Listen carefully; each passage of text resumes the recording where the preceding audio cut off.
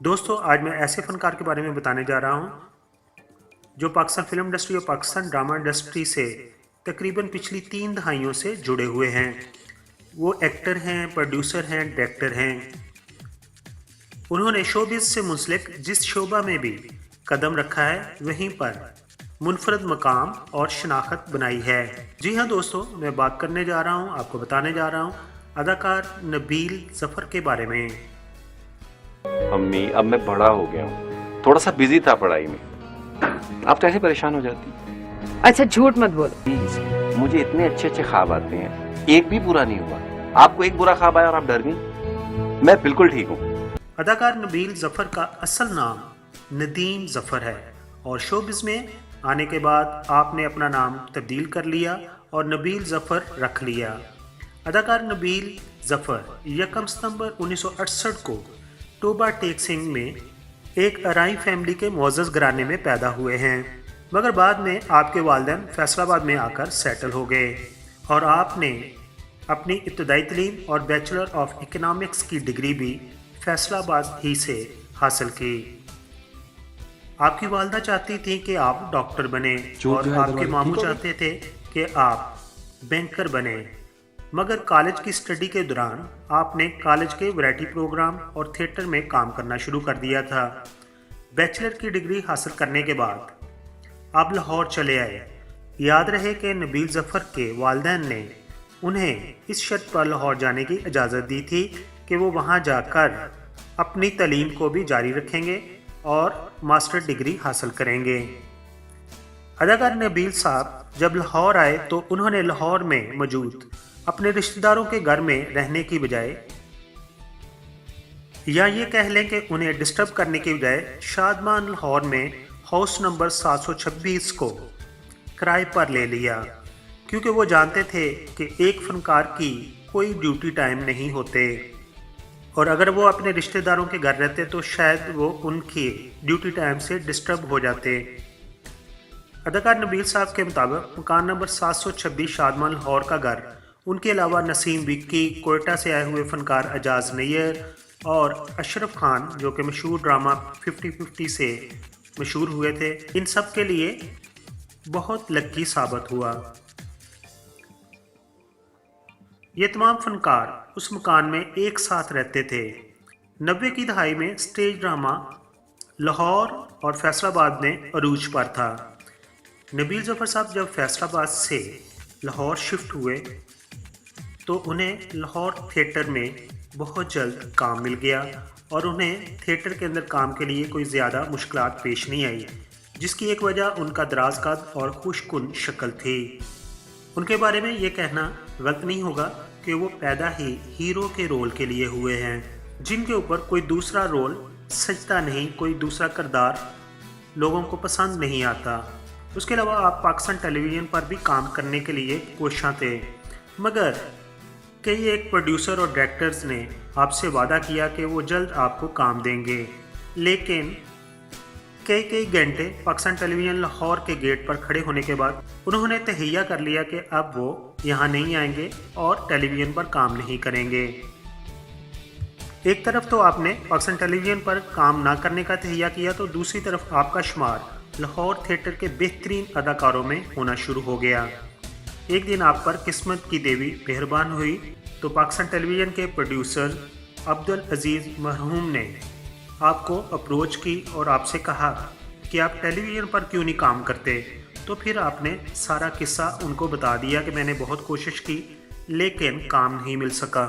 Producer Abdul अजीज़ मरहूम मुस्कुराए और उन्होंने आपसे कहा कि आप पंजाबी ड्रामों में काम करोगे, तो आपने हाँ कर दी और फिर इस तरह उस वक़्त बनने वाला ड्रामा सीरीज़ अजदी कहानी के एक खेल नया चंद में अपनी अदाकारी के जौहर दिखाने का मौका मिला।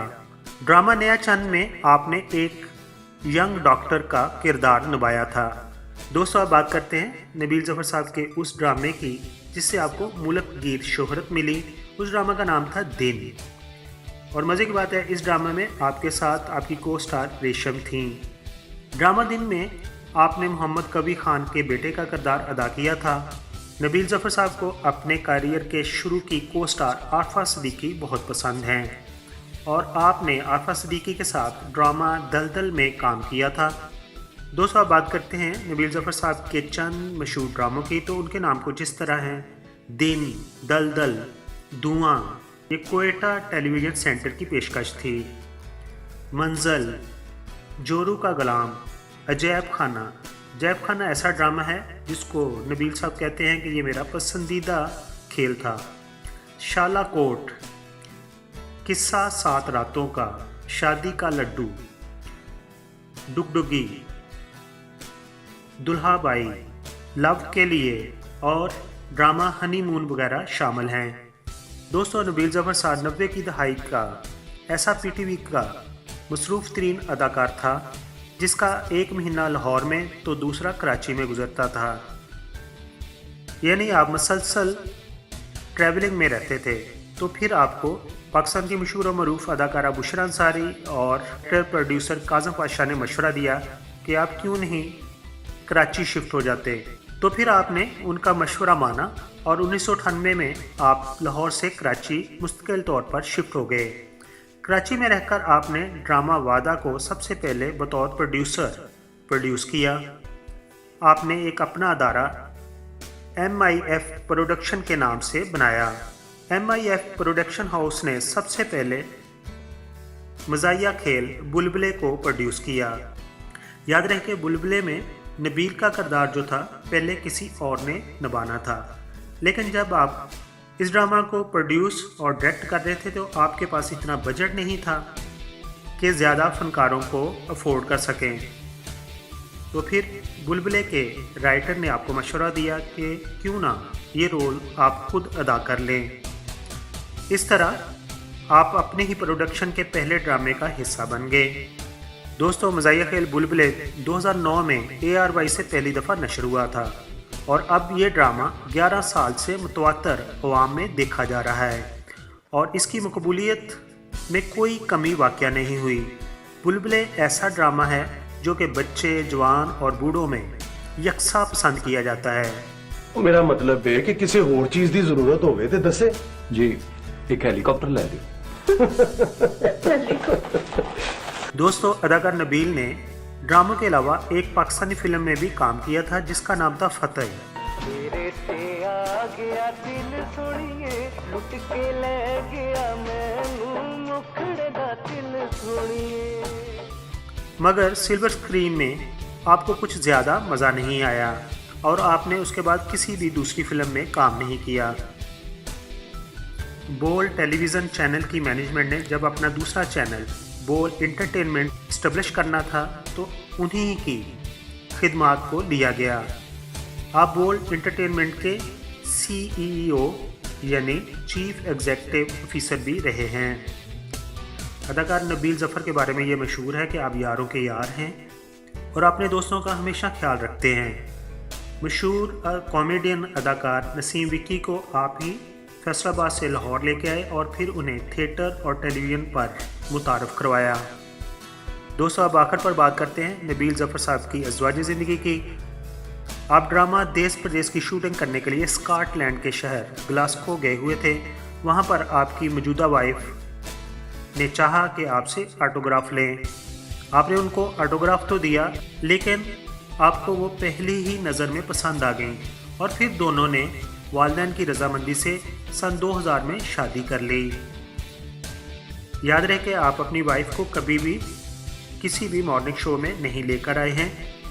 नबील ज़फ़र साहब को अल्लाह ताला ने 3 बेटे और 1 बेटी से नवाजा है। आपके 2 बेटों के नाम मूसा, ईसा हैं और आपकी बेटी का नाम फातिमा है। नबील ज़फ़र साहब ने अपने प्रोडक्शन हाउस का नाम MIF रखा है, जिसका मतलब भी यही है, मूसा, ईसा, फातिमा प्रोडक्शन हाउस। आपकी बेटी फातिमा बुलबुले में काम कर चुकी हैं। नबील ज़फ़र साहब अपनी वाइफ के बारे में कहते हैं कि वो मशरक़ और मगरब का खूबसूरत इम्तज़ाज हैं और मशरक़ और मगरब के कल्चर को एक साथ लेकर चलती हैं और ये उन्हें पसंद है। आखिर पर यह भी बताता जाऊँ कि आपका एक छोटा भाई वकार है जो कि स्कॉटलैंड में सेटल है। आपकी पसंदीदा विजिटिंग प्लेस जो है वो स्कॉटलैंड और लाहौर है। और ये भी बताता जाऊँ कि पीके मेगा वीडियोस चैनल को यूट्यूब की तरफ से सिल्वर बटन वसूल हो चुका है। स्पेशली नबील जफ़र साहब या फिर कोई भी बड़ा फनकार इस सिल्वर बटन की ओपनिंग बक्स करना चाहे तो पीके मेगा वीडियो के एडमिन से आप व्हाट्सएप पर रब्ता कर सकते हैं।